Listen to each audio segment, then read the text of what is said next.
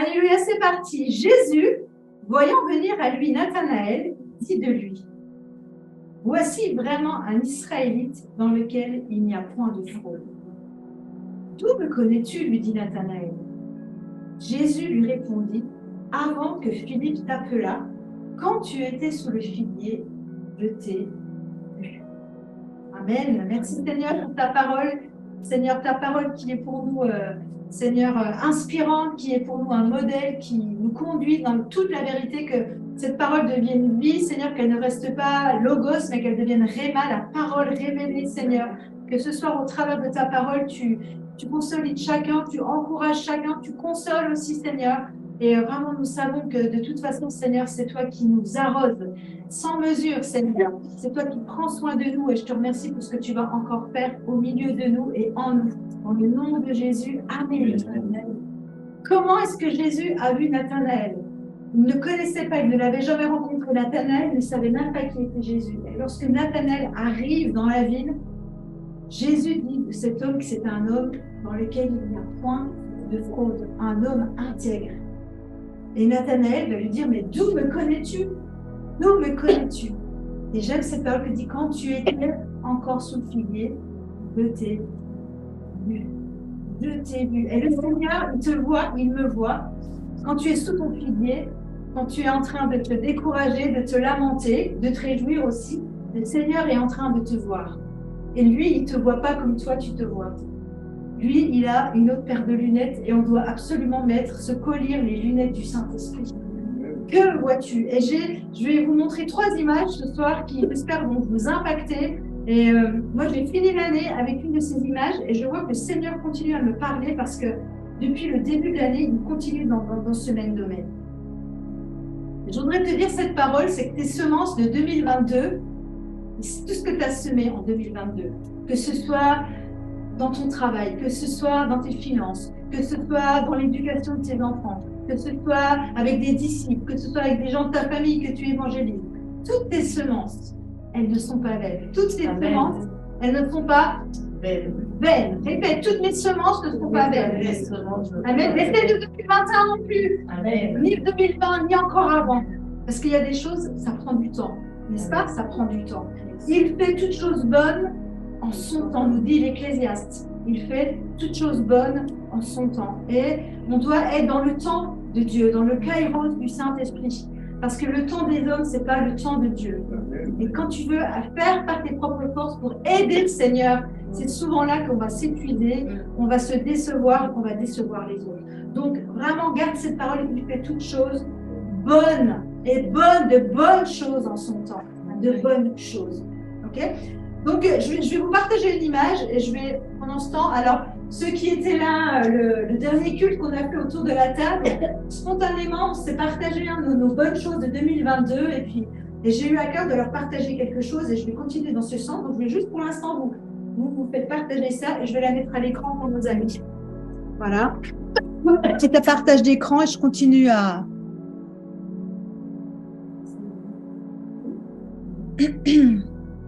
Alors, partager l'écran. Voilà. Est-ce que vous voyez bien? Tout le monde? Ouais, c'est assez gros, ça va? Ok, super. Nous, on ne voit plus rien, c'est pour ça que je vous distingue. Je ne comprends pas pourquoi ça ne paraît pas sur la télé, mais ce n'est pas grave. Alors, dès l'enfant 2022, le Seigneur, il m'a énormément parlé avec donc ce que vous voyez à l'écran. Tout le monde a vu là? Vous avez vu? Oui, ils l'ont. Ouais. Donc, ce sont des noix, ceux qui voient, ce sont des noix, et ce sont des noix qui ont été plantées, je ne sais pas si on peut dire semées, c'est comme une graine, ça a été semé, vous voyez. Donc, c'est par les élèves de ma classe. Et ce n'est pas du tout moi qui ai mené ce projet, parce que moi, vous savez quoi? J'y croyais pas du tout. Bon, mais que ça pousse quand la maîtresse, elle a fait ça avec ma classe, mais vraiment, je vous assure, de tout mon cœur, j'étais incrédule. Je dis, mais de quoi ça va jamais pousser? Non, comme ça, j'ai dit. J'ai dit, non, mais ça ne poussera pas. Okay. On a fait ça en fin de ma classe, vous voyez? Et puis, un mois après, 1 mois et demi, là, début décembre, punaise! Est-ce que je vois des plantes, des pousses qui sortent? Et là, le Seigneur m'a vraiment parlé, les amis. Et vraiment, je crois que c'est vraiment une parole pour nous. Bien sûr, on peut dire une parole pour 2023, mais c'est une parole pour nos vies tout entière. Et ça m'a tellement encouragée, vous savez pourquoi? Parce que ce n'est pas grâce à ma foi déjà que ça a poussé. Amen. C'est pas grâce à ma foi zéro. Comme ça. Ma foi zéro. Mais plus que juste dire c'est ma foi, oui Dieu, voilà, etc. Moi, ce qui m'a interpellée dans ces noix, et là je suis rentrée des vacances, je peux vous dire qu'il y a encore de la transformation qui s'est opérée pendant les vacances, c'est que ces noix-là, elles ont toutes été plantées le même jour, la même heure, dans la même terre. Elles ont été arrosées par la même eau. Elles ont toutes la même condition au niveau de la chaleur, puisqu'elles sont toutes dans un petit bac dans ma classe. Et pourtant, aucune ne pousse de la même manière. Et il y en a, vous savez quoi? Elles semblent mortes, finies, terminées, out. Et je vais vous dire que toutes celles que vous voyez là, les toutes petites, eh bien aujourd'hui, on voit les germes verts qui sont en train de paraître. Le vert, la couleur de l'espérance. Le vert. Mais comment ça se fait que, alors que tout a été dans les mêmes conditions, pourquoi? Parce que Dieu fait toutes choses belles en son temps. Et je te le redis, tes semences de 2021, de 2022, eh bien, peut-être qu'elles sont encore à l'étape de la mort. Jésus a dit que si le grain tombait en terre, il ne meurt pas, il ne peut pas produire de fruits. Amen. Et parfois, on meurt à des choses en nous. On doit mourir à des rêves qui n'étaient pas des rêves de Dieu. On doit mourir à des choses pour que ce que Dieu a prévu prenne place. Amen. Amen. Amen. Et puis, on est tous destinés à des choses différentes. On a tous, le Seigneur a planté en chacun d'entre nous des choses différentes. Et c'est pour ça que tu ne vas pas grandir de la même manière que moi. C'est pour ça que Léa ne va pas grandir de la même manière que Samuel. C'est pour ça que chacun, on a notre propre croissance. Amen. Et qu'il ne faut surtout pas commencer à se comparer les uns les autres. Amen. Mais aspire à la croissance. Aspire à devenir une plante. Tu vois. Et vous voyez, elles sont fragiles, ces plantes. Il va falloir leur mettre des tuteurs. Il va falloir leur mettre des tuteurs à ces plantes, si on veut qu'elles poussent bien droit. Et le tuteur, c'est ça le tuteur. C'est la parole, c'est le Saint-Esprit, c'est le disciple-là. C'est qu'il y a quelqu'un qui va venir s'occuper de la plante. Et on est destiné, vous êtes destiné, vous êtes qualifiés pour devenir des tuteurs de quelqu'un. Bien sûr que c'est la parole qui va faire le travail. Mais cette parole, elle a besoin d'être libérée par quelqu'un. La parole d'encouragement, elle a besoin de devenir par la bouche de quelqu'un, par la bouche de Willy, par la bouche de Jean, par ta bouche. Toi, je t'encouragerai avec ça. Et voilà, le Seigneur me parlait comme ça, quoi. Et vous savez, si elle avait planté des graines de tomates, j'aurais dit Alléluia, et j'étais convaincue dans mon cœur qu'il y aurait des plants de tomates. Mais vous voyez, c'est nos raisonnements. Ce que je ne connaissais pas, parce que moi, je n'avais jamais expérimenté, parce que moi, je n'avais jamais planté de noix, alors ça ne va pas pousser. Et c'est comme ça qu'on fonctionne dans la vie. On fonctionne avec nos habitudes, avec notre expérience. Et puis, si tu as échoué, si on n'a pas connu, on ne va pas faire. Et je méditais sur cette parole qui, le Seigneur a dit, mais si vous aviez la foi comme une graine de sel, vous diriez à cette montagne, et en fait, je me disais, c'est même pas le fait de voir la montagne qui va partir. C'est même pas cette fois-là que Dieu il attend. Mais c'est juste de croire que ça peut être possible. C'est juste ça. Crois simplement que c'est possible. Crois que c'est possible. J'ai une paire de lunettes, là où je voulais les amener, je les ai oubliées. J'ai une paire de lunettes, ce sont des poissons dessus, des coquillages, Et je voulais mettre ces paires de lunettes en me disant, mais quand tu mets cette paire de lunettes, qu'est-ce que je vois, moi? Je vois la multiplication de les poissons. Je vois les multiplications. Qu'est-ce que tu vois dans cette graine? Qu'est-ce que tu vois, Léa? Tiens, d'ailleurs, Léa, je vais voir si tu sais compter. Tu vas me dire combien tu vois de noix. Vas-y, allez, c'est Léa qui va compter. Combien est-ce que tu vois de noix?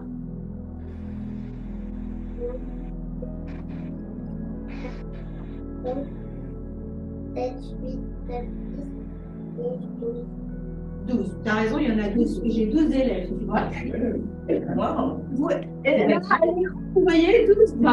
Les 12 élèves. Non. Est-ce qu'à l'écran, vous avez compté 12 aussi, 3? Ouais. Eh bien, en fait, non, Léa, je suis désolée. Parce qu'en fait, on n'a pas le même calcul que Dieu, en fait. En fait, quand il a multiplié les 5 pains et les 2 poissons, en fait, il n'y en avait pas que 5 et 2, il y en avait des milliers. Des milliers. Et là, tu sais que quand la noix, elle va pousser, tu sais ce que ça va devenir? Non. Un noyer. Et tu sais ce qu'il va y avoir sur le noyer? Des milliers de noix. Et tu sais ce qu'il y aura dans les milliers de noix? D'autres noyers. Donc en fait, c'est ça le Dieu que nous servons. Un Dieu qui multiplie. Le Dieu qui, dans Genèse, il avait dit à la terre, toi, la terre que je crée là, il y a tout en toi pour croître, pour te multiplier. La semence, elle est en toi. La semence, elle est en toi, Elodie. On doit marcher dans cette réalité. Ce que tu as se multiplie. Tout ce que vous faites, ça se multiplie pas. Tu n'as jamais une voiture se multiplier, Karl? Et quand elle meurt, elle ne tombe pas en terre pour produire du fruit, elle pollue la terre. Tu n'as jamais une machine à laver se multiplier quand elle est en panne? Non. Ce que Dieu fait, se multiplie. Il t'a fait et ce que tu es se multiplie. La semence de vie est en toi. Amen. Amen. Comment Dieu nous parle. Merci Seigneur. Alors, je voudrais continuer aussi avec cette histoire de voir. À un moment donné, aussi, c'est dans Matthieu, on peut lire ce passage aussi. Matthieu, au chapitre 11. Matthieu 11, verset 7 dit, je reprends. Qu'êtes-vous allé voir au désert? Un roseau agité par le vent? Mais qu'êtes-vous allé voir? Un homme vêtu d'habits précieux? Voici, ceux qui portent des habits précieux sont dans les maisons des rois. Qu'êtes-vous donc allé voir? Un prophète? Oui, je vous le dis, et plus qu'un prophète. Car c'est celui dont il est écrit, voici, j'envoie mon messager devant ta face pour préparer ton chemin devant toi. Qu'est-ce que tu vois? Qu'est-ce que tu vois quand tu regardes ton mari, Elodie? Qu'est-ce que tu vois? Bien sûr qu'elle peut voir les défauts de Willy. Non, je les vois plus. Amen. Amen. C'est vrai. Quel regard je vais porter sur les autres? Vous voyez? Et bon, Oui, vas-y, encourage-nous. ce que je vois en mon mari, c'est que c'était un caillou. Enfin, c'était un caillou, en fait, qui s'est laissé transformer et connaître. Je ne sais pas comment expliquer. C'est une grosse carapace, mais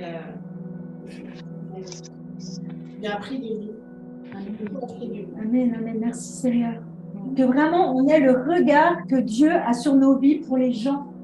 Comment Dieu voit les gens, qu'on puisse arriver dans cette dimension. Mais ça, tu ne peux pas le faire avec ton âme. Parce que ton âme, elle va toujours être titillée. Ton âme, elle va toujours être déçue. Elle va se sentir un petit peu rejetée. Il ne m'a pas bien regardé et tout. Mais toi, comment tu le regardes? Comment tu vas, quel regard tu vas poser sur lui? Quand Jésus, il a regardé la Samaritaine, quand Jésus, il a regardé la femme adultère, mon Dieu, ce regard. Quel regard! Pour que ces femmes, elles tombent à ses pieds en amour, complètement. Qu'est-ce qu'il y avait dans le regard de Jésus? Qu'est-ce qu'il y avait? La compassion, il y avait l'amour, l'espérance. Alors le regard, bien sûr, c'est à travers tes yeux, mais le regard, c'est à travers de ton corps, c'est à travers de tes paroles, c'est à travers de ton comportement. Quel regard tu portes sur les choses? On dit souvent ça. Quel regard on porte sur le monde, etc. Quel regard? Quel regard? Amen. Alors, quand je suis rentrée de ces vacances-là, je vais vous faire un autre petit partage. Voilà ce que j'ai trouvé sur mon bureau, qu'une de mes élèves m'avait mis, que sa maman m'a gentiment fait cadeau. Et voilà, je vais traduire pour ceux qui ne parlent pas. Ben, voilà, maintenant qu'il apparaît ici. Voilà.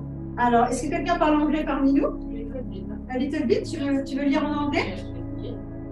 They are always flowers for those who want to see them. Il y a toujours des fleurs pour lesquelles que l'on veut voir. Exactement, c'est écrit.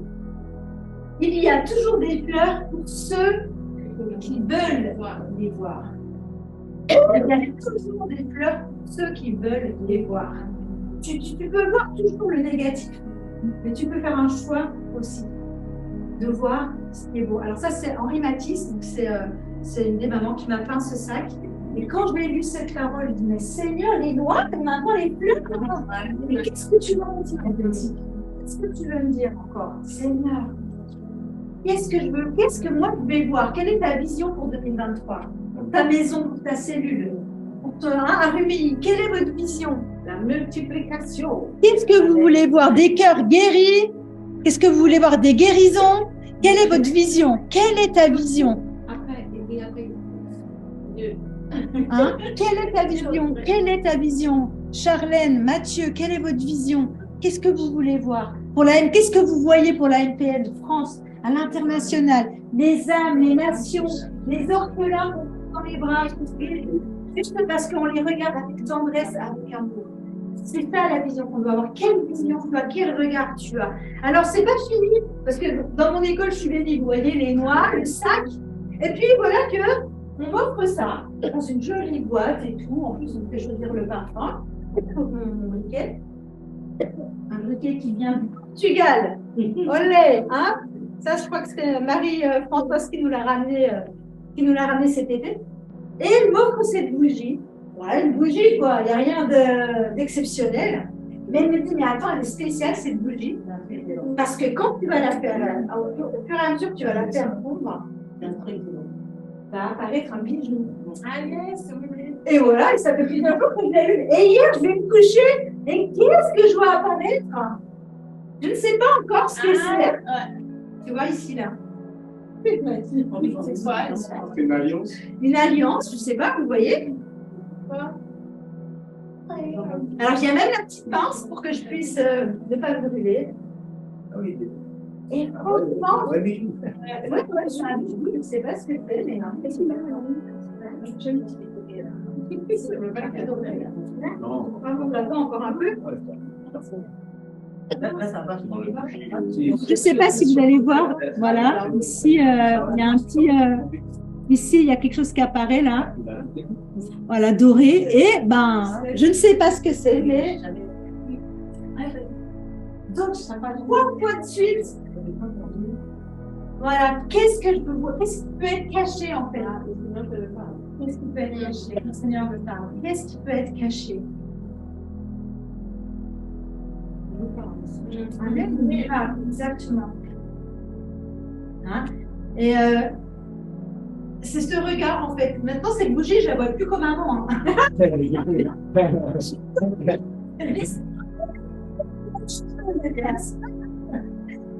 Alors que mon regard, il change. Hein? Il va changer sur moi-même. Il va changer sur mes incapacités, sur mes doutes, mes incrédulités, sur mes faiblesses. Hein, parce que celui qui est fidèle, lui, bah, il me regarde au travers de son sang, il me voit comme Jésus a vu Nathanaël. Intègre. Waouh, comment je peux dire intègre? Mais je suis orgueilleuse. Non, je ne suis pas orgueilleuse, je suis bénie. Je suis pardonnée en fait au travers du sang de Jésus. Hein? Ah, merci Seigneur. Et voilà, quand la bougie elle va avoir fini de fondre, ben, elle va les séparer de ce bijou d'une manière très nette, tu vois. Et je t'encourage à laisser le Saint-Esprit brûler en toi. Hein? Si Rémi était là, il dirait ça brûle. En moi. Le feu du fondeur, vous savez, il fait apparaître l'or en toi. C'est l'or qui est en toi. Il y a de l'or dans ta vie, en fait. Il y a des trésors dans ta vie qui ont besoin d'être libérés pour toi, mais aussi pour le monde. Et que la chaleur de la flamme du Saint-Esprit vienne te réconforter et t'encourager. Amen. Et quand ton regard il change sur toi-même, quand enfin tu deviens digne, parce que tu es quelqu'un de digne, alors tu vas pouvoir voir les gens autour de toi dignes. Indigne. Et je voudrais finir avec cette parole de Pierre et Jean quand ils allaient au temple. Je ne vais pas noter les références. Ils sont arrêtés, là, ils montaient pour adorer le Dieu d'Israël au temple et ils voient cet homme infirme. Et Jean et Pierre vont dire cette parole extraordinaire. Ils vont lui dire, regarde-nous, regarde-nous, regarde-moi, Sabrina, qu'est-ce que tu vois en moi? Regarde-nous, regarde celui qui est en moi là, regarde ce qu'il va faire, regarde sa puissance. Regarde sa compassion, regarde son amour. Regarde-nous. Qu'on puisse dire ça de toi et de moi, parce que je veux qu'on puisse me regarder et voir Christ en moi. Amen. Comme Christ est en moi, ben, les œuvres suivent aussi. Amen. Regarde ce qu'il va faire. Regarde au-delà de ton infirmité et de ta circonstance. Que tous ceux qui te voient puissent voir Jésus. Christ en toi. Je voudrais vous donner ce petit témoignage qu'on a entendu mercredi. On avait notre réunion des 12. Et c'est Cynthia Hollande qui nous partageait ce témoignage, mais magnifique, Vous savez qu'elle est orthophoniste et elle intervient dans les maisons, carrément. Soit elle a été chez une famille avec des enfants avec des troubles autistiques, donc c'est pas évident, mais elle avait prié le Seigneur dans sa voiture, mais Seigneur, mais de bénir cette famille. Enfin, voilà, elle n'aura jamais parlé du Seigneur, mais voilà, tout ce qui est en elle, évidemment. Voilà. Et elle a juste reçu une parole du Saint-Esprit qui lui dit, tu diras juste à cette maman, tu es une bonne maman. Donc elle arrive dans la maison, elle fait son travail avec le petit enfant, etc. Elle fait tout ce qu'elle a à faire, etc. Et puis elle s'en va. Et puis sur le pas de la porte, elle se tourne vers la maman, puis elle lui dit ce que le Saint-Esprit lui a dit de dire. Elle lui dit, vous savez, je voudrais vous dire, maman, vous êtes une bonne maman. Tout ce que vous mettez en place pour vos enfants, vous êtes une bonne maman. Et là, la maman, qu'est-ce qu'elle fait? Elle se met à pleurer. Elle dit, mais je savais que vous étiez croyante, que vous étiez chrétienne. Cynthia ne lui a jamais parlé. Mais Christ en est. Elle a été vue en fait. Jésus a été vu, mais c'était tellement beau. Et du coup, après, elle n'a pas témoigné encore, hein, vraiment, mais voilà, vous avez vu après comment le Saint-Esprit agit, comment il va agir dans les maisons. Comment il veut agir dans les maisons. Merci Seigneur. Oh, c'était un beau témoignage. Si vous connaissez tous Saint-Exupéry, le Petit Prince, n'est-ce pas, hein, on ne voit bien qu'avec le cœur. L'essentiel est invisible pour les yeux. Le cœur, et ton cœur, il faut qu'il soit régénéré. Hein, vous rappelez cette parole du pasteur César Castellanos, c'est un cœur blessé, c'est un cœur infini. Si ton cœur il est plein d'épines, si ton cœur il est plein de revanche, de rancœur, de colère, d'amertume, eh bien, tu peux pas, tu vas voir avec le cœur, oui, mais comment tu vas voir? Il faut que tu dises au Saint-Esprit, Saint-Esprit, viens, guéris mon cœur encore, pour que je vois comme toi tu vois.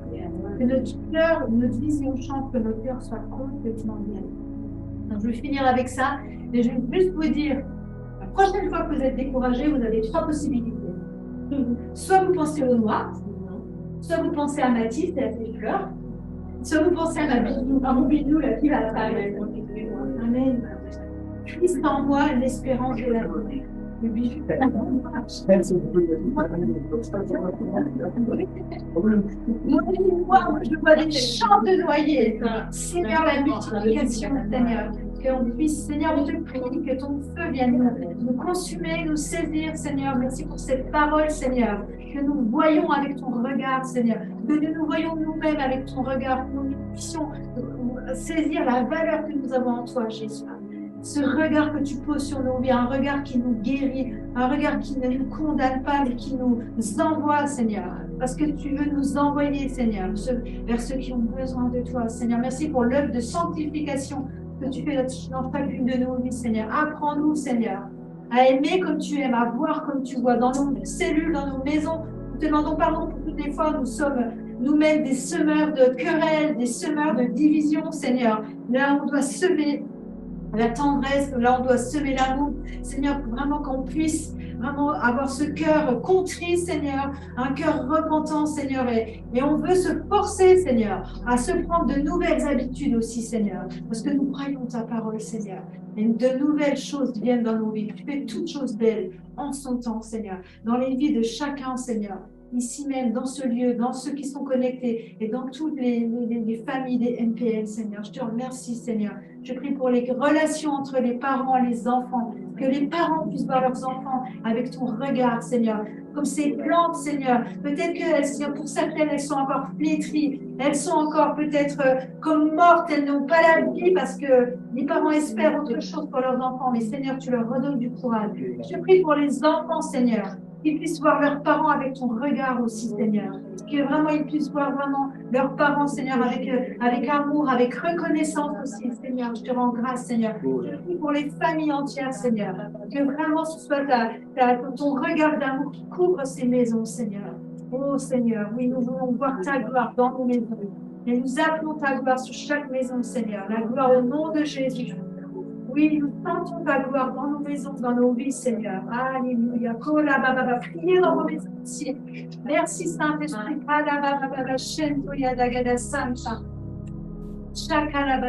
Qu'est-ce que vous venez voir? Quand tu viens dans une cellule, qu'est-ce que tu viens voir? Qu'est-ce que tu viens voir quand tu viens dans une cellule?